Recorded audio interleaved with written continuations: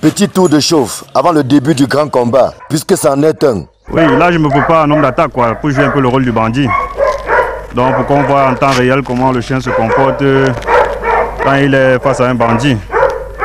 Donc voilà pourquoi je m'équipe comme ça pour ne pas me blesser. Affronter un chien de surcroît de race et entraîner pour neutraliser l'ennemi n'est pas une partie de plaisir. Pierre Moncam le sait très bien et se prépare en connaissance de cause. Ça c'est un costume professionnel, rembourré, donc c'est 21 kg. C'est vrai qu'il y a des costumes light, mais celle-ci est pour toutes les races en fait. Donc c'est pour les molosses, en même temps les bergers. Puis commence la partie. Notre dresseur professionnel est attaqué par deux chiens qui ne lui laissent pas un temps de répit.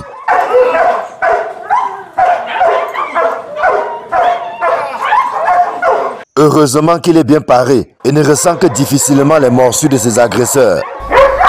Quand un chien vraiment travaille en mordant, ça traverse. Mais ça peut te faire des bleus en fait, mais pas assez grave que ça. Ça peut te faire une petite blessure de 1 à 2 jours et puis ça va. Le dressage de chiens, Pierre Moncam l'a embrassé sans rien forcer. Ce qui n'était au départ qu'un don, puis une passion, est finalement devenu une profession. Malgré les risques et les difficultés, Pierre Moncam ne rêve pas de faire autre chose que de dresser les chiens. Il n'y a qu'une seule manière de dresser un chien en obéissance.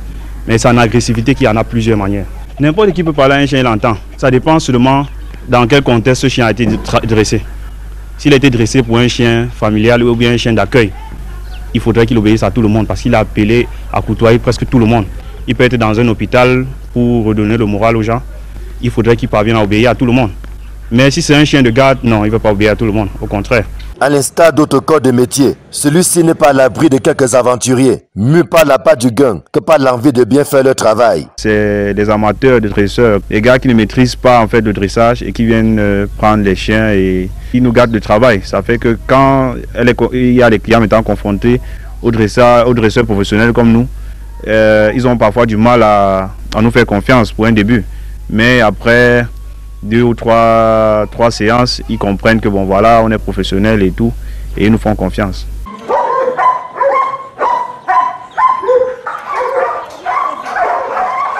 C'est un métier en fait qui est porteur, tellement porteur dans le monde entier, parce que quand vous voyez un peu, même en guerre, dans les zones de guerre, il y a des chiens renifleurs, dans les aéroports.